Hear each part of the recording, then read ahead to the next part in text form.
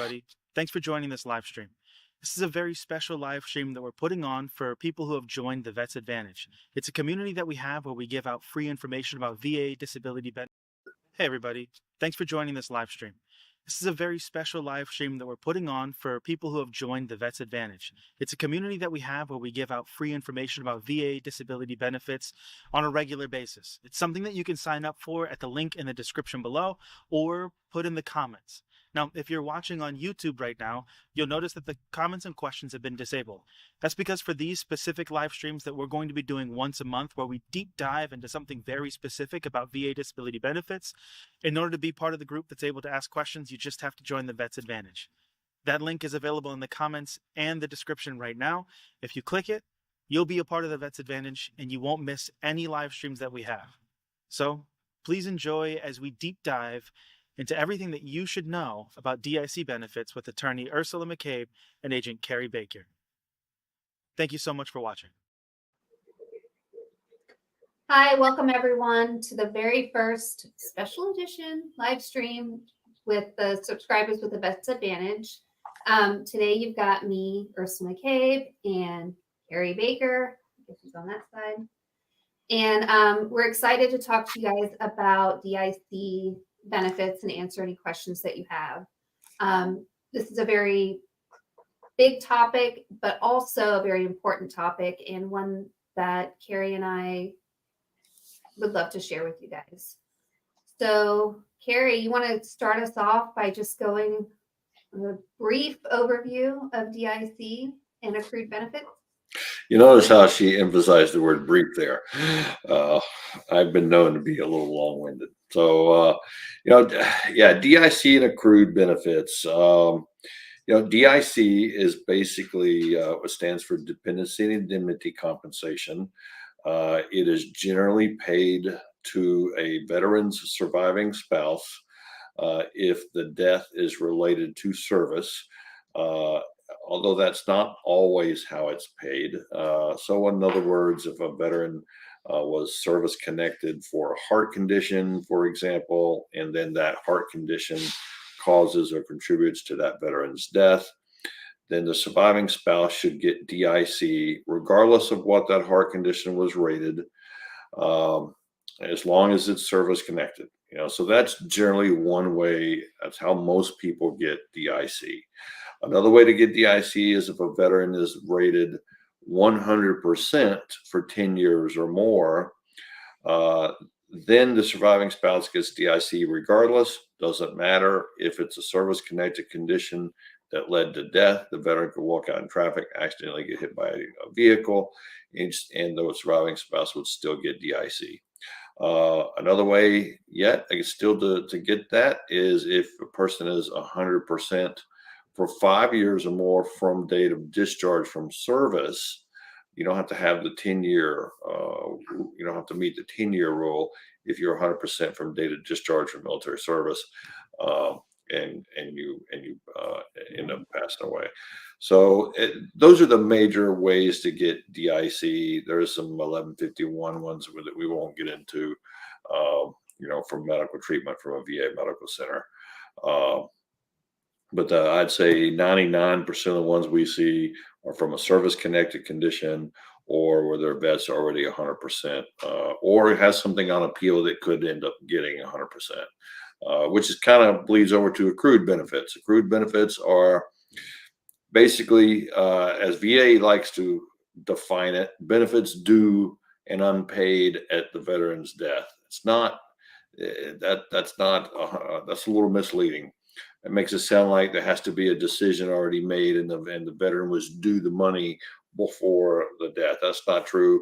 As long as there's a claim or an appeal pending, and the surviving spouse comes in within a year and files for substitution, you do that one of a few different ways, which I'm sure we'll probably get into. And then she becomes a substitute claimant, in other words, the claimant on the veteran's behalf. If he or she pursues that claim to completion, and it gets that claim granted. I'm talking about the veteran's claim here, not the surviving spouse's DIC claim. Whatever VA would have paid the veteran in that circumstance becomes an accrued benefit that's due to the surviving spouse. A few things have to happen in order to qualify for that. You have to file within a year of the death. VA has to grant substitution. Once substitution is granted, you have whatever amount of time left that the veteran had to appeal a rating decision, or if it was already on appeal, you should step into that appeal. So you may end up having to take some action there. You may not have to take some action other than filing for the accrued. Just depends on the circumstances of each case. Those are the basics, okay, around accrued and DIC. And I will stop there. I think that was brief. That was very, very brief. So one thing I want to make sure that I've just kind of said is that DIC and substitution and accrued, while different types of benefits are not mutually exclusive, but can also be given independently of each other. Meaning, let's say a veteran has pending claims for something like a back condition, for service connection, or an increased rating. If the veteran dies from something unrelated, like a stroke, the widow or their surviving dependent, because it can also be a surviving spouse, it could be dependent parents or dependent children, and VA has its own rules on the dependency for that stuff. But you can still get the benefits for the back condition if they are end up being granted and you've substituted in, and may not qualify for DIC based on whatever that file looks like. Sometimes, however, the claims that are pending, you need to get them service connected before you can even go to a DIC claim. Like, you have to get those service connected before DIC can be granted. So sometimes they're part and parcel for each other. There are also situations that we've seen where the veteran's spouse has come to us and the veteran has never filed a claim ever in their whole entire life. And so there's nothing pending, there's nothing going on. And essentially at that point, we have to establish service connection for those conditions that contributed to the veteran's death. And so you can see a whole gamut of the types of claims that you can have for DIC. It's important to know that even if the veteran wasn't service connected for something at death, that doesn't mean that DIC is not on the table for a surviving spouse or surviving dependent. It all depends on multiple things that are inside the claims file. We see it a lot, Kerry and I, with exposures. Veterans live their lives, end up with these cancers, and they die very quickly, and the spouse will come to us, and we have to establish that exposure and how that led to their death. And so you can still do that even if the veteran had never filed for anything. So that's kind of it. Do you want to get into some questions, or? Yeah, let me throw one more thing out there, just real quickly. Most people don't know that the DIC and accrued benefits are typically done by what's called the PMCs, the Pension Management Centers. That's the same place that does pension, non-service connected pension. Many years ago, somebody thought it was a good idea that death claims be a DIC claims, even though they dealt with service connected compensation, should be done at the same places that non-service connected pension is done. Not a very good idea. There's three places, Philly, Milwaukee, and St. Paul. I believe, I could be wrong on this, that I think it's just Philly now doing the DIC cases. Don't quote me on that. I heard that not long ago. It used to be all three. Unfortunately, the PMCs have a much longer wait time. You would think the VA would structure that differently so that surviving spouses didn't have to wait as long. Unfortunately, they typically have to wait longer.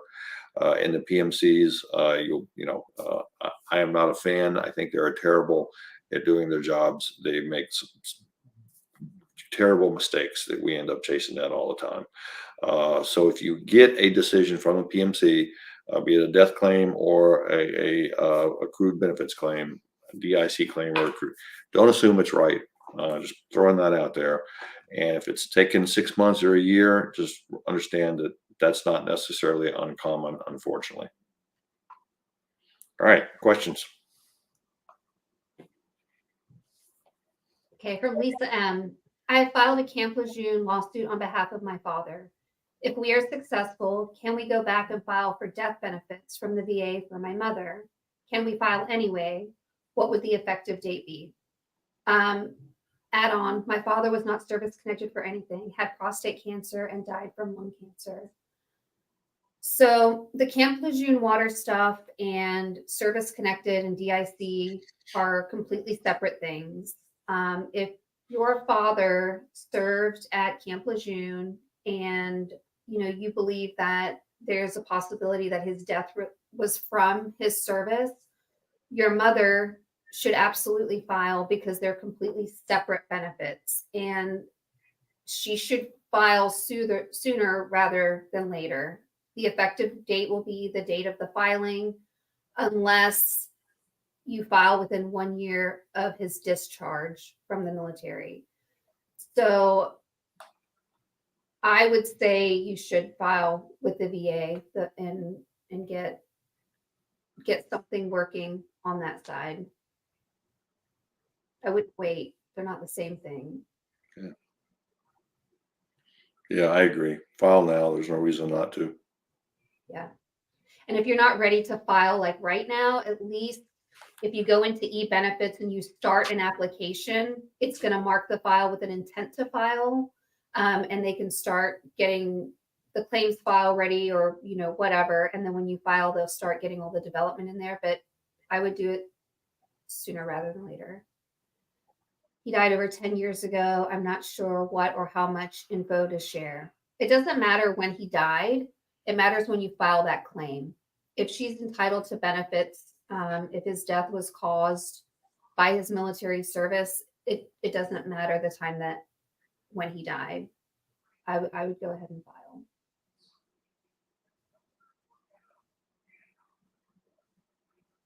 My DIC claim, this is from Gen B. My DIC claim was recently remanded from the BVA and was in expedited status and was sent back to the regional office on May 8th, 2024.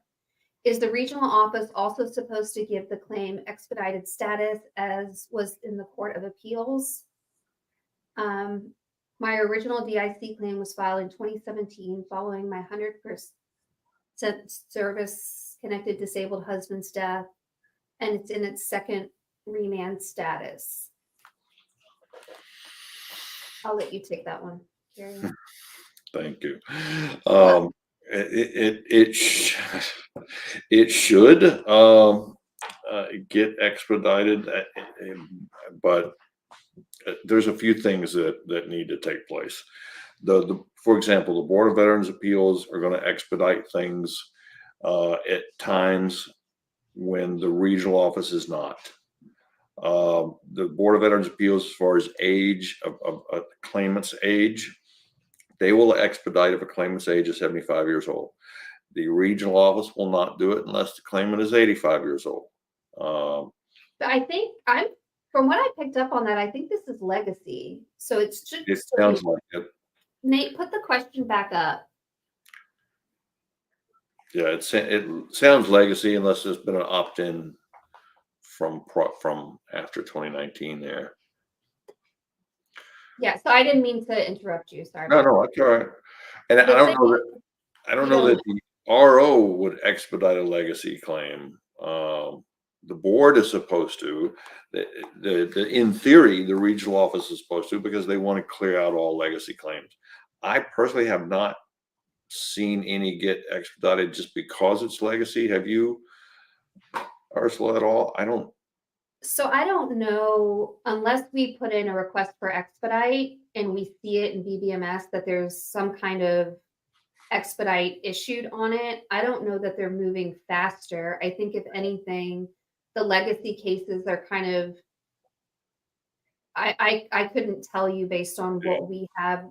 I don't think they're coming in any faster. I don't think so either. It's certainly not at the regional office level. Maybe I think it's terrific that it's a legacy case and they haven't lost it yet somewhere. I know that sounds terrible, but yeah, and you could get expedited at the court and the board. I guess what we're trying to say, and not end up getting extradited at the regional office. If you're 85 or older, I would be calling the VA and try to get, because they have to put what's called an expedite flash in the system under your claim, and it should stay there. Once it's put there, the question is it there? If it's a financial hardship, that's something they need to agree to. You might want to send them letters, call the toll-free number, just not give up on bothering them until they agree that it's an expedited case. Otherwise, the remands on the DIC, on the accrued benefit side, they take a long time, unfortunately. So yeah, you're going to want that. I'd push it if I were you. but once, let's say they grant the benefit, you wouldn't be going back to the board, but if they keep denying it and it's in legacy, they're going to have to give you a supplemental statement of the case. And typically those, once they're sent to the board, they are moving much quicker because the board is going through the legacy cases. So if you get an SSOC, they're going to send you a letter like, you can waive the remainder of that time and say, go ahead and make a decision right now, as soon as you get that redocketing letter. But I mean, it sounds like you're kind of at the end of it. Yeah, I see where she says it is a legacy case. So yeah, if it goes back to the board, it'll keep the same docket number. So it sounds like it's not at that stage yet. Yeah. I just had a veteran pass away. Is the spouse only entitled to a portion of his compensation if the veteran was 100% permanent and total? So this is a misconception with DIC. DIC is not a benefit where the veteran's compensation, like if you use that 100% and it's about $3,400 a month, that the surviving spouse gets a portion of that. It's a completely separate stipend that is paid out. So the only time you get part of the compensation, where you get all of that compensation, is for back pay of accrued benefits. But DIC, think of it more like a stipend than a portion of the veteran's compensation.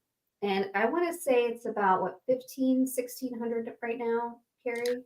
Yeah, at the standard rate, there's two rates of DIC generally. I mean, there's technically you could throw an attendance in there, but there's the base rate and there's an enhanced rate. Most people qualify for the base rate, but there is an enhanced rate. You have to be married for 8 years prior to death, and it's the 10-year and 8-year rule. If you get 10 years, you get automatic. If you're 100%, you get automatic DIC. If you're married for 8 of those years, you get the enhanced rate of DIC, which is about $250, $300 more per month. Otherwise, I think Ursula, you're right, about $1,500, $1,600 a month. Yeah, but you also get other benefits too outside of just the stipend. So some of those are based on the state that you live in, but some of the ones I do know about is, eligibility for CHAMP VA. You may qualify for that.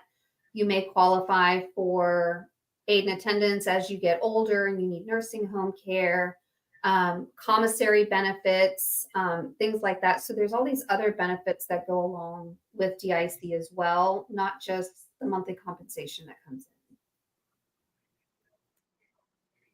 in. No, DIC is not income based. It is just a flat rate. Isn't there a survivor's pension? There is, and that is income based. Not what this program obviously is about, but you don't want to have to try to qualify for that. If it's things are not going well for you if you do. It is needs based, and Social Security you're usually outside the needs based window just by having Social Security. But yeah, there's a death pension out there, just like a live veterans pension. Does it matter if you're 100% or 100% permanent and total, or is the 10-year rule the same? It is the same, in fact, if the veteran passes away while 100% and he or she is not permanent and total, upon death, permanency is conceded or presumed, how you look at it. And so that will automatically transfer over to dependents educational assistance, CHAMP VA, all the stuff that a permanent total veteran would be entitled to, or their dependents would be entitled to. You will be entitled to that same thing, even if it's not permanent total. Death makes it, obviously, it's permanent and total at that point, because you're not coming back for them to take it away from you. So they just assume it's permanent. We have had them schedule CMP exams though for DIC. Yes, for our deceased clients. Yes. How do I service connect the lung cancer? I think this is coming from the Camp Lejeune questions earlier. It is. So there are some things that are presumptive. I don't believe lung cancer or respiratory cancer is on there. And so it won't be presumptive, but there's usually a whole lot going on in a veteran's file. And there are sometimes things that are service connected that could have contributed to not healing well from lung cancer, things like that. So I am not going to give you a straight up answer on how to service connect the lung cancer. You're going to need a nexus is what you're going to need for that. And it's going to take someone to look at the entire medical record and come up with a way to provide a nexus based on the veteran's specific medical history. I know that's not the best answer, but it is the answer. Yeah. In addition to the basic DIC payment, I understand that the surviving spouse can receive additional compensation over and above the basic DIC payment. Is that true? Please explain. Thanks. Kerry, I think you just kind of explained that, but if you want to go over that again. Yeah, so there's right, and I think that's what this question is asking. So you've got the basic rate, the enhanced rate. For the enhanced rate, picture. I think the example I gave is if you're if the veteran's 100% for 10 years or more, DIC is automatic. So that's one way to look at it. If you're married for 8 of those years, you get the enhanced rate of DIC, which is about $250, $300 more per month. The other way to get additional DIC is if the surviving spouse needs aid and attendance, and that's the same thing. You have to show you have to show the need for aid and attendance, just like a veteran would have to show the inability to feed yourself, dress yourself, bathe yourself, that type of stuff, and that you need assistance in doing that stuff. And there's an ANA rate at that point. I don't know what that is off the top of my head, but I think those are the only rates that I recall. So your basic rate, enhanced rate, and your ANA. Now, I say that's the only rate. If the surviving spouse has minor children, then that rate's going to go up based on how many minor children you have. So that can go. Not necessarily just minor, also dependent children. Right. Dependent children. Yeah. And then with that, I also want to say, let's say the surviving spouse is the one that comes in and receives the DIC. I believe, and correct me if I'm wrong, Kerry, that if the surviving spouse is to pass away, if there are dependent children, they can then go in and take that DIC benefit from the claimant. Right, as long as there are dependents, and that's Ursula saying the key word there. What does VA consider a dependent child? Typically that's going to be a child under the age of 18 or under the age of 23 and in school, but it could also be a helpless child. so don't There's necessarily have also to be dependent parents. Yeah. right. And they go in order. So let's say you've got a surviving spouse and dependent parents, and both dependent parents and surviving spouse file for the DIC benefit. It goes first to the spouse, and then I'm not sure if it goes parents or children. That It goes children, because parents would have to show that they meet the income threshold. There's an income threshold for parents to be considered dependents, and if they're above that, then they can't be considered dependents. So you don't see that very much. That kind of situation is, if let's say Kerry and I were married and my dad is living with us and he's totally dependent on us, and then I die, then I have a dependent parent. And so, just kind of keep that in mind.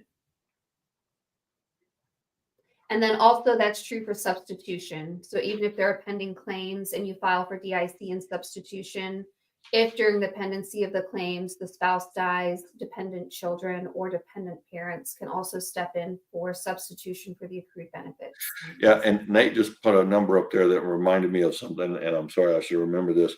The at least for the children, and I'd have to look the figures up for other folks, but the dependent children rate under DIC is generally a little more than your typical vet's going to get for dependent children. I think about $400 a month. I have a client who had a COVID poor situation, a young couple, but a lot of kids, right? He got sick and he passed away, and they still had a pretty high number of minor children. And I was shocked at the DIC rate she got, and it dawned on me. I was like, oh, wait, usually you don't see surviving spouses with dependent children because they're usually older. And that reminded me that the dependent rate for children for DIC is higher than your typical dependent rate. If you're rated 10% or 30%, so something and with that, especially with the younger or people with younger children or kind of in that college era, one of the really good benefits that comes with being 100% permanent total and the DIC is the education benefits that come. So, and it's something that if things get applied retroactively and your kids have just come out of college, these are things to look at. It's a really good benefit. All right, sorry. All right, we got any more questions? All right, here we go. Can veteran spouse file for disabilities on veteran's behalf once the veteran is deceased? No. So what the veteran spouse can do is, in order to establish DIC, the cause of death, they can say, well, my husband had a heart condition that led to his heart attack, and that's how this is related. So you kind of have to find the condition. You're not filing for it though, but no, you're filing for a different benefit. It's very similar. Remember, you're filing for DIC, but they have to prosecute the claim as if the veteran was filing for the disability that the DIC is based on. So don't think that he had to have, or she had to have filed claims in their lifetime in order for you to get DIC. That's not true. If he was a Vietnam vet and died of a heart attack, is a good example of what Ursula was saying there. They never filed for that heart condition. You come in and file for DIC and they deny, then your appeal is based on the fact that he died of a heart condition and was in Vietnam and is entitled to service connection for cause of death, but it's still service connection.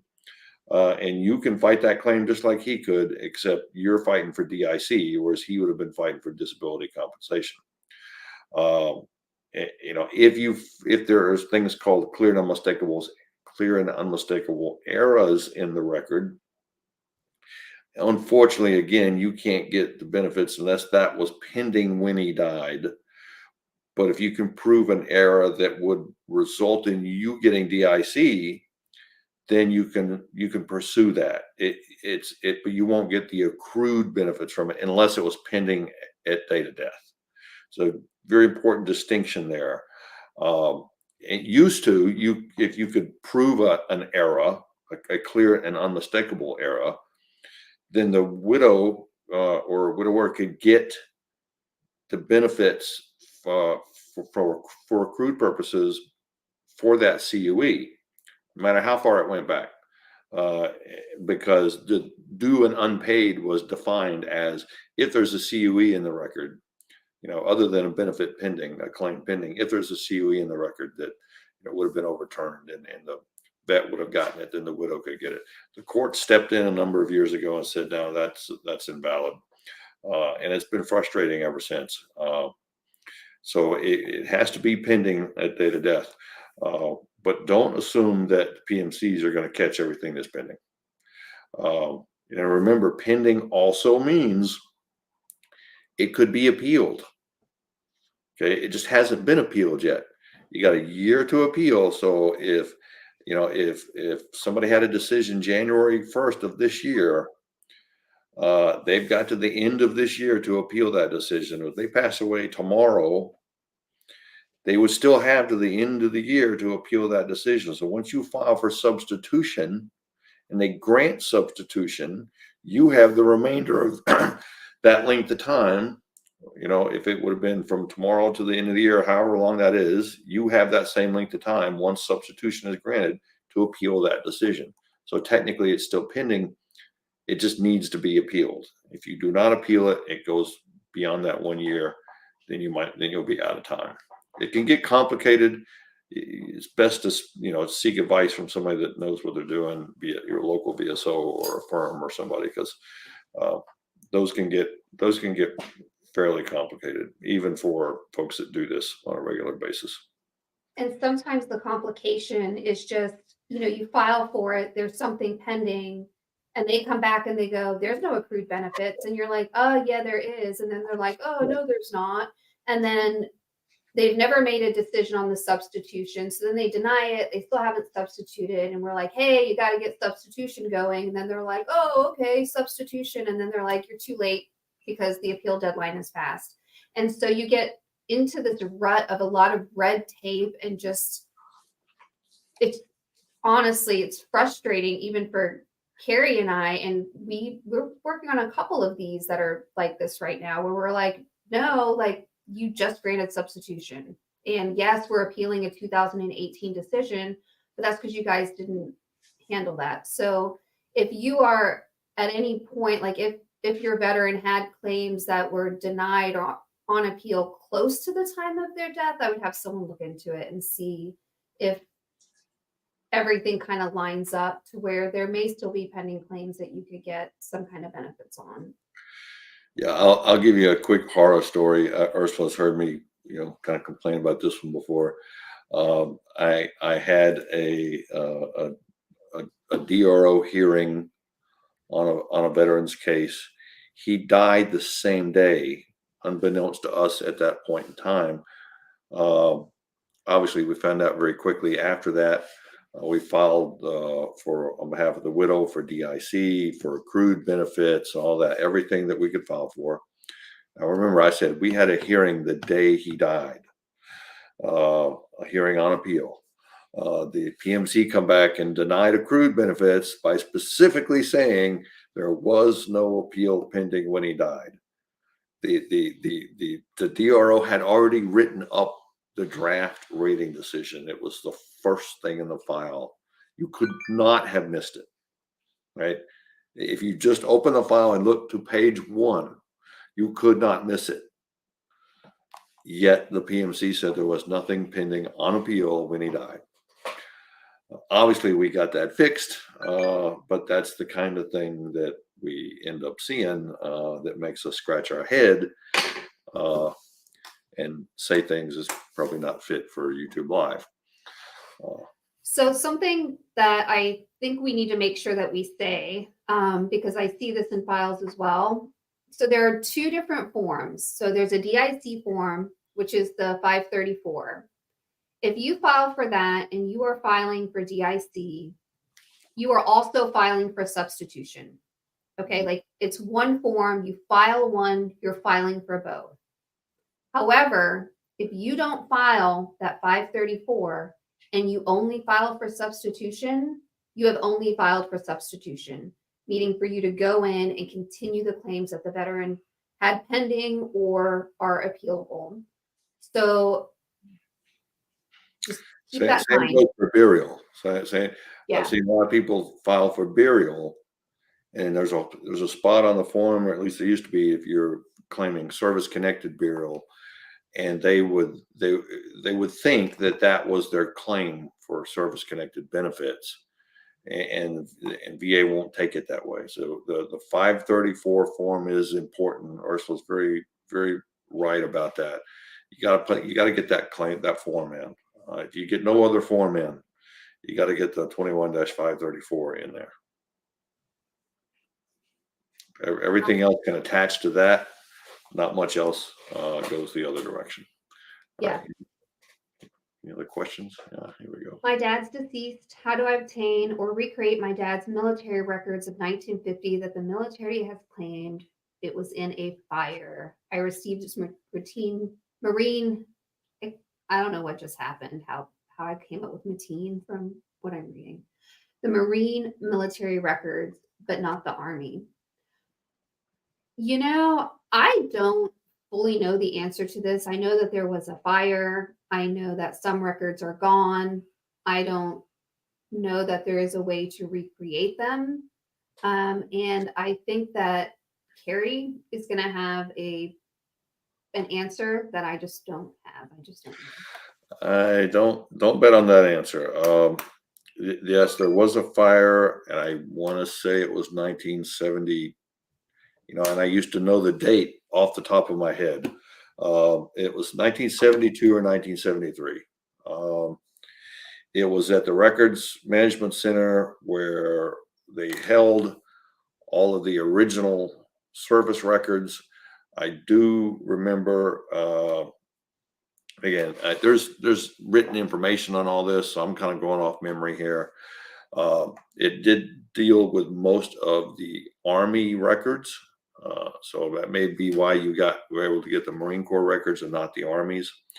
Those were original records there. So if they got burned and they were completely destroyed, there may not be a way to recreate them unless they had microfiche somewhere. And that would be an archives thing. I have seen a number of them that simply could not be recreated, unfortunately. I have also seen a number of them when we had physical paper records. I might be giving away my age, but we had paper claims files. They were scorched around the edges, where they were pulled out of the fire just in time before being destroyed. So it's not a BS story. It's a very real story. What started the fire is probably a different conversation, but I don't think anybody really knows that. But you might not be able to reconstruct those records, unfortunately.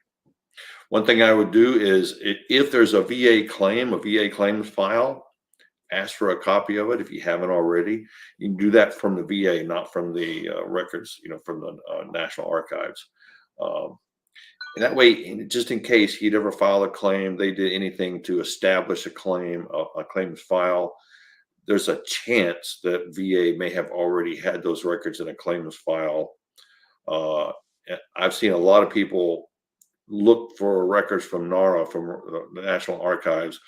All along, VA had the whole record in their file. It was just a matter of asking the right folks. So if you haven't done that, I would suggest trying. You just write a letter to VA saying, "Hey, here's the information. If you have a claims file, I want a complete copy of it." It may get you what you want. It may not.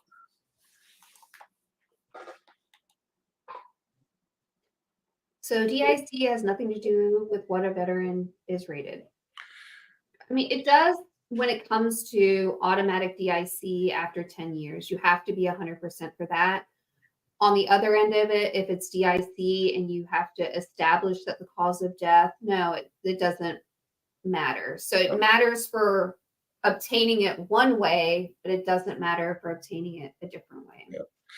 There are some nuances in the law. I don't think you need to really know this, but we'll go over it very briefly. If you're 0% for hypertension, you have a stroke caused by hypertension, you can get DIC there. So it doesn't matter that hypertension is 0% or something much higher. If it's not 10 years or more. So let's say it is not 10 years or more, and yesterday you received a rating decision that awarded you 100% for a heart condition. And you died of something other than a heart condition, not hit by a truck or nothing, but some kind of disease process. And your claim is, hey, my veteran husband was or wife was 100% for a heart condition. How could that not have contributed to death if they try to say it did not? There is a rule that if you are rated 100% debilitate for a certain, not just anything like, musculoskeletal issues wouldn't always count for this. But debilitation is presumed. And it gets into, they're not going to presume it caused death, but it does help you get the case developed properly. If, VA has a duty to assist you in getting the claim developed. Something rated that high, there's a certain rule that says debilitation is presumed. It doesn't presume DIC though. And I'm going off memory here. There's more to the rule. Ursula, you may want to follow up with that if you know the rule I'm talking about, but it can help you, right? It doesn't win the case for you. But if you have a 0 rating, it doesn't mean that you're not going to get DIC. If the veteran was not service connection, that doesn't mean that you're not going to get DIC. Right. But they could also be 100% service connection and you not get DIC. So it all depends.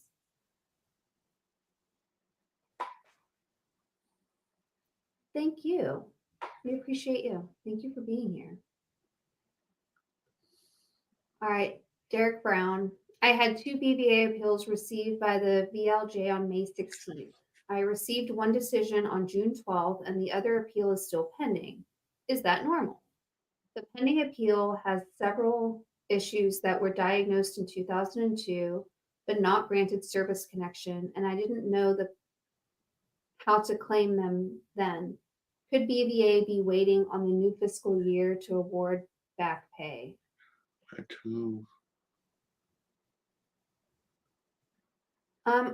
So I'm not entirely sure of the question. I'm going to break it down. If you had 2 appeals go up on 2 different forms and one is pending and one is not, that is normal. They don't combine them and then issue them at the same time. So that is normal.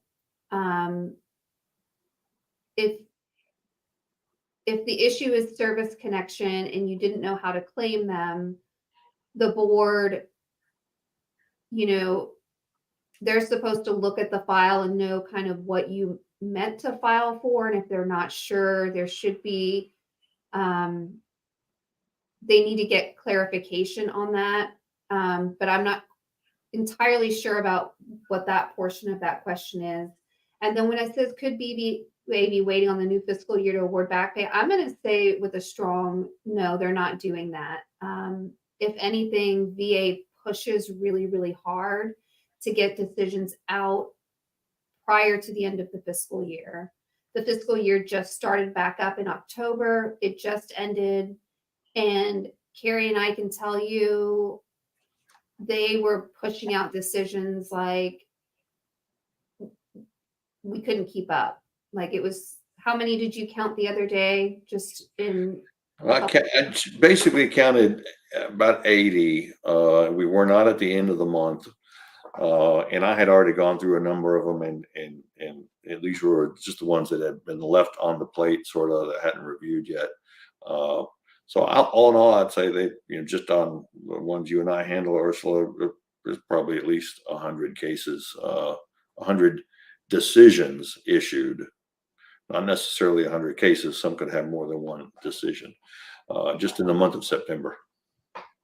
Yeah, so I don't think they would be waiting. And at this point, the new fiscal year has already started. And I like to think that VA doesn't deny claims based on the amount of back pay or what it's going to be, especially when you're at the board level. It really should be done on the merits of what's there and whether or not that claim can be awarded. So, okay, I'm going to add something to that. Yes, I do think sometimes they might think about the back pay. They will tell you they don't. But what they, that's just my opinion. Ursula's probably right. Well, but what they're not going to do is make a decision based on the fiscal year. That doesn't, the compensation is in the mandatory budget. Okay, it don't matter if it's September, the last day of September, the end of the fiscal year, the last day of the year, the end of the calendar year, or January 1st. It's all coming from the same place on a mandatory budget. The numbers are what's important to them. The numbers of decisions and claims coming in and out, not what they're paying as far as when they're paying it. But do some people think about what amount of money? I think some people do. You can't prove it. It's just speculation on my part. But for the most part, they're not supposed to. I've thought it, and I'm like, I know that's why they're denying this, but we will eventually get it, so it doesn't matter in the long run. You still have to pay it. All right, I think this is going to be our last question. So Betty P, my husband passed away 2 weeks after he received his 100% notice. We filed papers because he was incompetent to pay bills. We then filed for release of funds to get back pay. Should we go ahead and file for DIC? If your husband's death is related to his military service, or it could have been contributed to by his military service, yes, you should absolutely go and file for the DIC. Yeah. Yeah. And substitution, just in case there's something pending that was appealable. So file. Well, if he got 100% 2 weeks before, then effective date issue. Effective date could be wrong. Yeah. SMCs, things like that. You can step into those claims. If he wasn't getting aid and attendance, but for 2 weeks he was on hospice and needing care. If it's not been a year, if it's been over a year, you can't. You can still file for DIC, but the accrued would be out of there. Yeah. All right, everybody. Well, thank you so much for joining us. We had a great time talking with you about DIC. I hope we got a lot of your questions answered. That's all I got. Kerry? Yeah. I would just say, just because this is one of my pet peeves. When it comes to these PMCs, when you get decisions on DIC and accrued benefits, just don't assume they're right. It's as if they're racing for the bottom. I keep thinking, maybe they're going to improve, and they just don't. And I don't see anybody in central office doing anything about it. It's almost like the PMCs and the death cases are something out of their line of sight, and it's not a priority, even though I think it should be. So don't be afraid to fight these things when they come out not in your favor, or don't be afraid to ask somebody if you should fight them. But you might want to make sure who you ask has a little bit of experience in this side of the house. That's all I got. All right. Thanks, guys. Have a wonderful rest of the week, and someone will see you next week.